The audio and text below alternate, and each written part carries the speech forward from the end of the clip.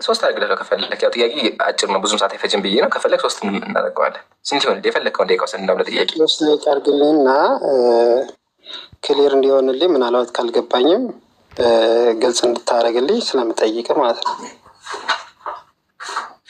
በነገራችን ላይ እኔ ለክርክር አይደለም የገባሁት፣ ማወቅ የምፈልገው ነገር ስላለ ብቻ ነው። በጣም ደስ ያለ። እኛም ብዙ ማወቅ የምፈልጋቸው ነገሮች አሉ። እነዚህ ስዕል ላይም አምላኮች የስላሴዎች ላይ ምናምን የማርያም ስዕል ላይም ጥያቄዎች አሉን፣ እናወራለን ማለት ነው። ችግር የለውም። አሁን ግን ያው ጥያቄህን አቅርብ። እስልምና ላይ ሙስሊሞች መልስ ስላለን በእስልምና ስለምንተማመን ጥያቄህን አቅርብና ከመለስንልህ በኋላ ስለ ስዕሎቹና ስለ አምላኮች ስለ ማርያም ምናምን እናወራለን ማለት ነው።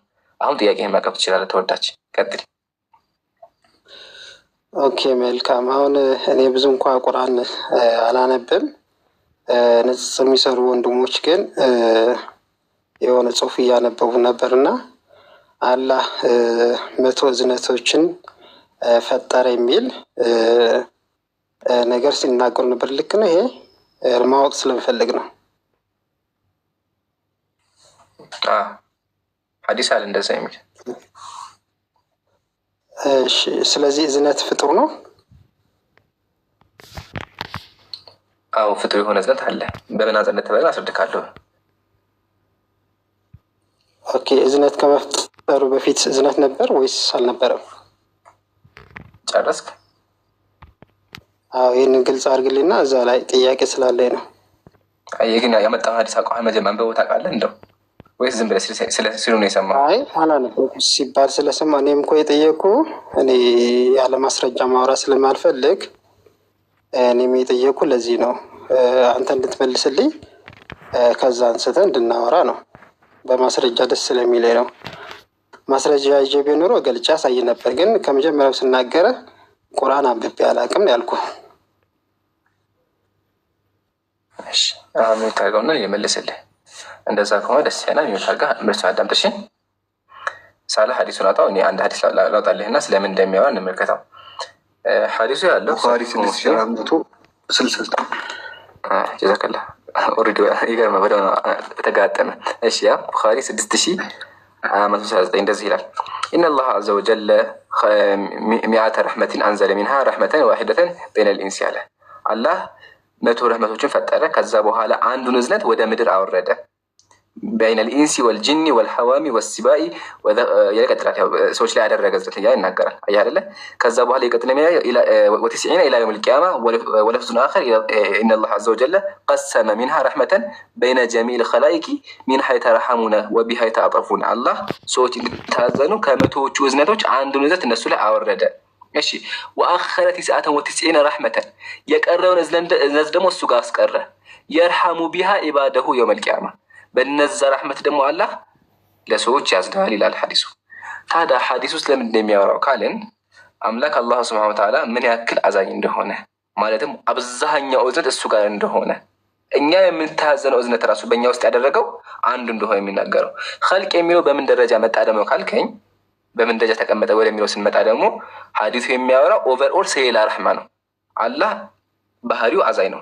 ያ ባህሪው ግን ፍጡር አይደለም። ሐዲሱ ግን የሚያወራው ስለምንድነው? እኛ ጋር ስላለው እኛ እንታዛለን። ስለዛ እዝነት ነው የሚያወራው። ያ እዝነት ኢቭን እኛ ጋር እንኳን ያለው ከመቶዎቹ አንዱ ብቻ ነው የተባለ ያለው እንጂ የአላህ እዝነት ወይም ደግሞ ረሕማ የሚባለው የአላህ ባህሪ ፍጡር ነው የሚል ጭራሹ ነው ሐዲሱ አያሲዝም። ስለዚህ ረሕማ የተቀመጠው አሁኑ ሐዲስ ላይ ስለ ሁለተኛ እዝነት ነው እንጂ ሊትራሊ አንተ እንዳልከው የአላህ ባህሪ ስለሆነው አይደለም ነው። ሳላ ተጨምረትና ከዛ በኋላ ቀጥታ ወደ ስዕሎቹ ገብተን እንወያያለን ማለት ነው። ኢብኑ ተይሚያ እዝነት ነበር ማለት ነው። ግልጽ ያደርግልህ እንዴት? ወይም እሱ ሲመልስ ግልጽ ያደርግልህ። ቆይ አሁን አየን አዳምጥና ከዛ በኋላ እንትን ትላለህ። ዑለሞቻችን ለምሳሌ ከሊቃውንት መካከል አንዱ ኢብኑ ተይሚያ ነው እና በፈታዋቸው ላይ 8ኛ ሙጀለድ 430ኛው ላይ ምን ይላሉ? ረሕመት ሁለት አይነት ነው አሉ። ረሕመት እዝነት ሁለት አይነት ነው። አንደኛውና ያልተፈጠረው ከአላህ የማይለየው መለኮታዊ ባህሪው ሲሆን ቁርአን ላይ በምዕራፍ 18 ቁጥር 58 ላይ ተገልጿል። እሱም ጌታህን በጣም መሐሪው የእዝነት ባለቤቱ ነው ይላል። ስለዚህ ጌታ በጣም መሐሪ የእዝነት ባለቤቱ ነው ሲል ይሄ ራህማ የጌታ አምላክ ባህሪ ሲሆን ያልተፈጠረ ነው። የአላህ ባህሪ ያልተፈጠረም። አንድ በል። ሁለተኛው ደግሞ ፍጡር የሆነው ረህመት ይላል። ሁለተኛው ደግሞ ፍጡር የሆነ ረህመት ነው። ይህም ደግሞ በሐዲስ አልቁርሲ ላይ ለምሳሌ በሪያዱ ሳሊሂን 254ኛው ላይ ሪያዱ ሳሊሂን 254ኛው ላይ ገነት የኔ ረህመት ናት አለ አላህ። ጀነት የኔ ረህመት ናት ይላል ሪያዱ ሳሊሂን 254ኛው ላይ። ጀነት ረህመት ናት ሲል ኦኬ ባህሪ ናት እያለ አይደለም። የኔ ምንድናት? ፍጥረት ናት ነው እያለ ያለው። ረህመት ናት ሲል የጌታ አምላካችን እዝነት ነው፣ ባሮቹን የሚያስገባ ነው። ግን የአላህ ረህመት የተባለው ፍጡሩ ነው። ምን ገነት ነው። ገነት ራሱ ፍጡር ናት ነው። ስለዚህ እዝነት ሲባል ረህመት ሲባል የጌታ አምላክ መለኮታዊ ባህሪ ብቻ ሳይሆን ፍጥረታትም እዝነት ሊባሉ ይችላሉ። ስለዚህ እዛ ቦታ ላይ የገለጸው ስለ መለኮታዊ ባህሪው ሳይሆን እዝነት ብሎ የጠራቸው ፍጥረታቱን ነው። ለምሳሌ ዝናብ የአላህ ረህመት ነው። አላህ ሆይ ረህመትህን ስጠን እንላለን ዝናብን ስንጠይቀው። ዝናብ ፍጥረት ነው፣ ግን የአላህ ረህመት እንለዋለን። አይታል። ዝናብ ፍጥረት እኮ ነው፣ ፍጡር እኮ ነው፣ ግን የአላህ ረህመት ነው። ዝናብ የአላህ ረህመት ነው ይባላል በእስልምና፣ ግን ፍጥረት ነው። አይታል። ስለዚህ እዛ ቦታ ሀዲሱ እየገለጸ ያለው ፍጡር ስለሆነው ስለ እዝነት እንጂ ስለ አላህ መለኮታዊ ባህሪ አይደለም። በአጭሩ ይሄን ይመስላል። ኦኬ። ስለዚህ እዝነትን ከመፍጠሩ በፊት ራሱም በባህሪው ነበረ እያልከን ያለው ጀስት እነሱም መልሼ ስለምጠይቃቸው ቁርአን ስለማላ ያላነበብኩኝ እነሱን ጠይቃቸዋለሁ። ያው በደንብ ስለሚያነቡ እነሱ ጠይቄ የምመልስ ይሆናል። አሁን ስለ ስዕሉ ጠይቄና ሌላ ጥያቄ ያለ ከዛ በኋላ ጠይቃለሁ። ያው ሳናንዛዛ መሆን አለበት ክርክሩም ሲባል የአላህ ሐዲስ ቡኻሪ 6469 ላይ እዝነት ያለው የአላህን መለኮታዊ ባህሪ ሳይሆን የተፈጠሩ ፍጥረታትን ነው። ዝናብ የአላህ ፍጥረት ነው። ጀነት የአላህ ፍጥረት ናት። ስለነዚህ እየተናገረ እንጂ ስለ መለኮታዊ ባህሪው የተናገረ አይደለም። የአላህ መለኮታዊ ባህሪ በግልጽ አማርኛ እኔም እነሱ እጅ እንድጠይቃቸው እዝነትን ከመፍጠሩ በፊት እዝነት ነበረ ማለት ነው። ምን መሰለ፣ ከጅምሩ የጌታ አምላካችን መለኮታዊ ባህሪ አልተፈጠረም። ጥንትም ከዘላለም ነበረ። ነገር ግን ጀነትና ሌሎች ፍጥረታት የአላህ እዝነት ቢባሉም እነሱ ፍጡር ናቸው፣ ከጊዜ በኋላ የጀመሩ ናቸው።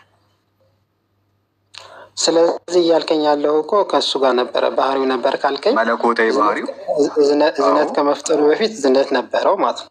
ምን መሰለ፣ ይለያያሉ። ሁለቱን ለያይተህ ተመልከት። አንደኛው ረህመት የሚባለው የጌታ አምላካችን መለኮታዊ ባህሪ ሲሆን ያልተፈጠረ ጥንትም ከዘላለም የእርሱ ንብረት የሆነው ነው። ሁለተኛው እዝነት የሚባለው ግን የአላህ ረህመት ያልከው እዝነት ነው። ረህመት ያልኩት እዝነት ነው። ረህመት በአረብኛ ነው፣ እዝነት ደግሞ በአማርኛችን ነው። ስለዚህ እሱ ያልተፈጠረ መለኮታዊ ባህሪ ነው። እሱ ባህሪ ነው። ይሄኛው ደግሞ የአላህ የእጁ ስራ ነው። ለምሳሌ ዝናብ፣ ለምሳሌ ረህመትን ስጠን ስንል ስለ ጀነት ነው እያወራን ያለ ነው። ጀነት እዝነት ትባላለች ሪያዱ ሳሊሂን 254ኛው ላይ። ስለዚህ ፍጥረታቱም የአላህ ረህመት ስለሚባሉ ፍጥረታት ከጊዜ በኋላ የሚፈጠሩ ናቸው። የአላህ መለኮታዊ ባህሪ ግን ያልተፈጠረ ነው።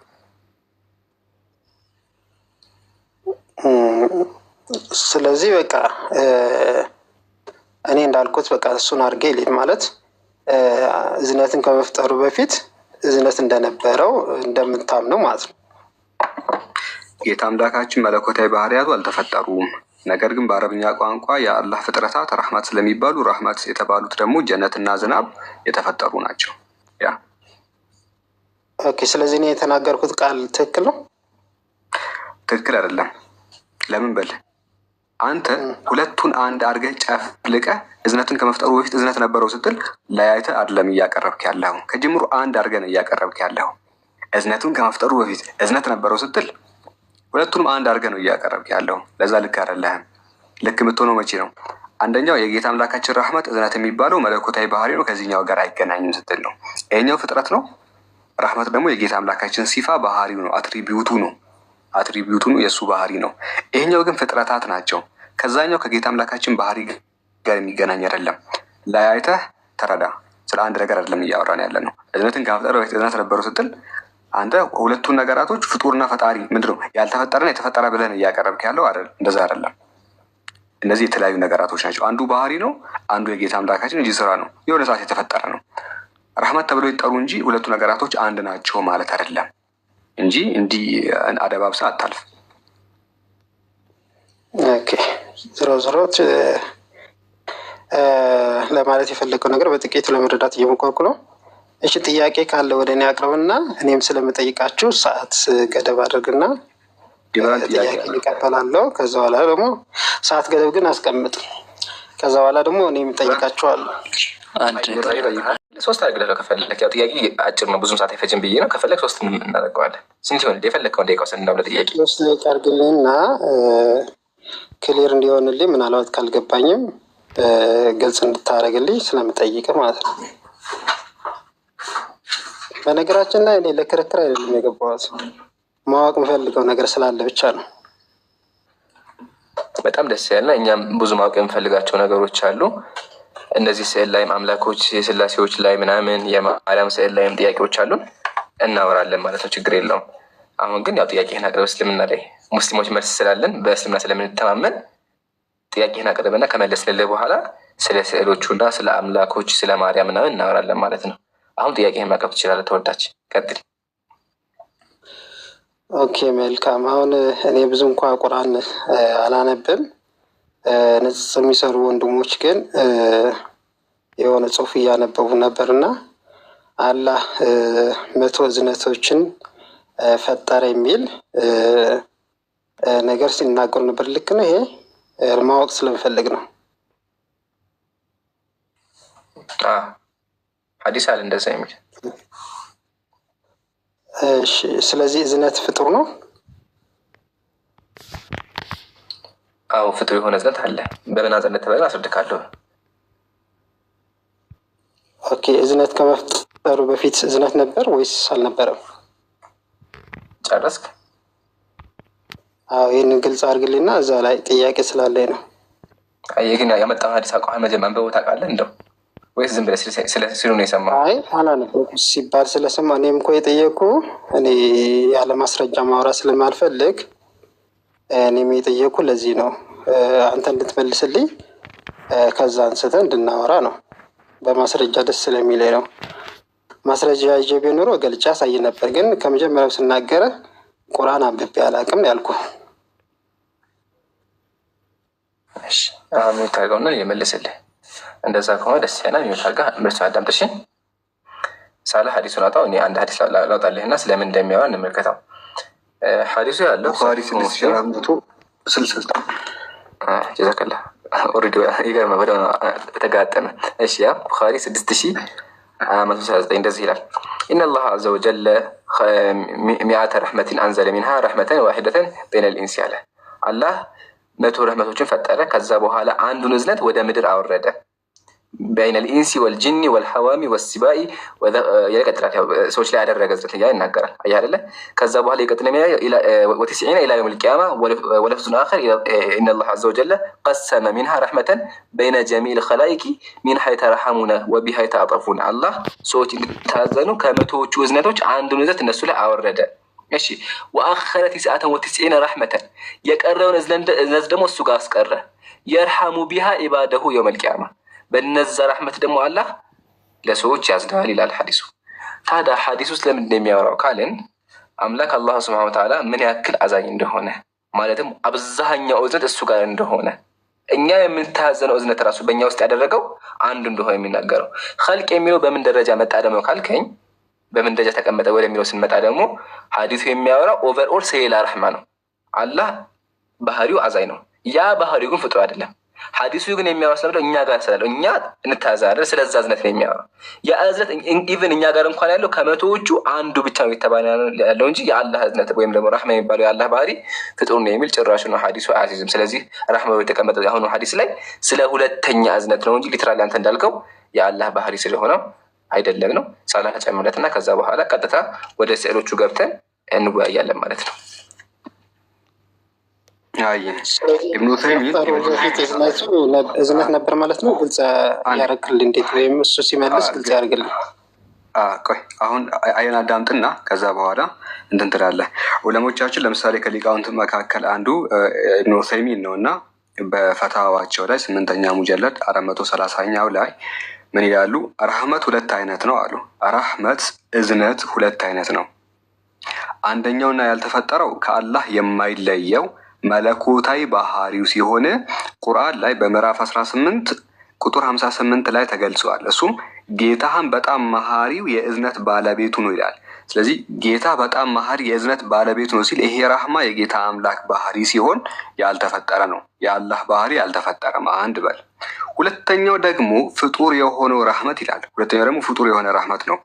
ይህም ደግሞ በሐዲስ አልቁርሲ ላይ ለምሳሌ በሪያዱ ሳሊሂን 254ኛው ላይ ሪያዱ ሳሊሂን 254ኛው ላይ ገነት የኔ ረህመት ናት አለ አላህ።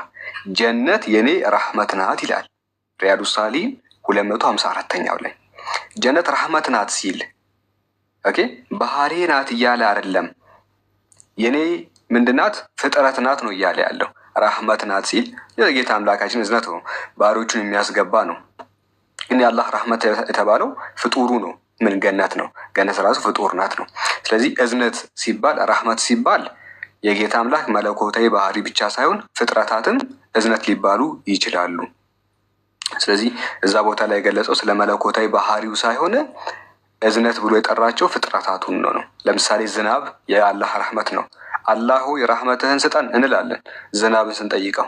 ዝናብ ፍጥረት ነው፣ ግን የአላህ ረህመት እንለዋለን። አይታል። ዝናብ ፍጥረት እኮ ነው፣ ፍጡር እኮ ነው፣ ግን የአላህ ረህመት ነው።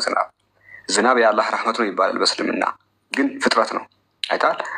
ስለዚህ እዛ ቦታ ሀዲሱ እየገለጸ ያለው ፍጡር ስለሆነው ስለ እዝነት እንጂ ስለ አላህ መለኮታዊ ባህሪ አይደለም። በአጭሩ ይሄን ይመስላል።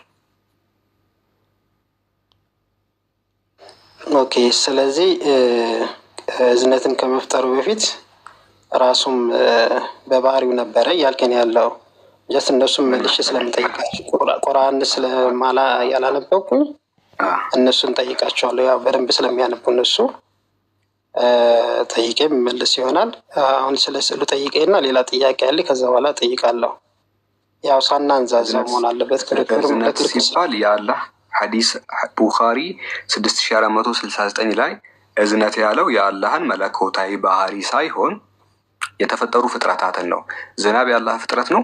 ጀነት የአላህ ፍጥረት ናት። ስለነዚህ እየተናገረ እንጂ ስለ መለኮታዊ ባህሪው የተናገረ አይደለም። የአላህ መለኮታዊ ባህሪ በግልጽ አማርኛ እኔም እነሱ እጅ እንድጠይቃቸው እዝነትን ከመፍጠሩ በፊት እዝነት ነበረ ማለት ነው።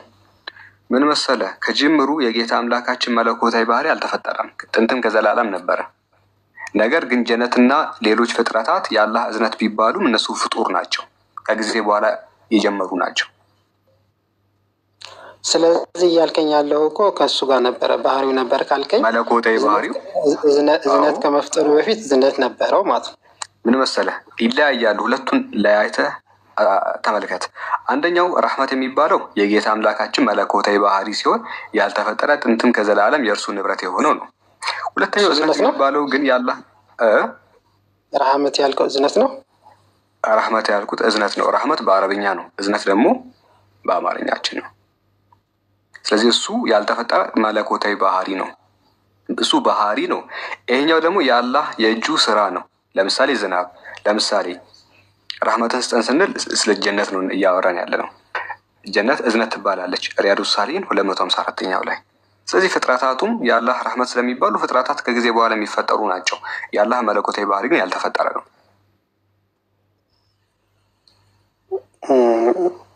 ስለዚህ በቃ እኔ እንዳልኩት በቃ እሱን አድርጌ ሌት ማለት እዝነትን ከመፍጠሩ በፊት እዝነት እንደነበረው እንደምታምነው ማለት ነው። ጌታ አምላካችን መለኮታዊ ባህሪያቱ አልተፈጠሩም።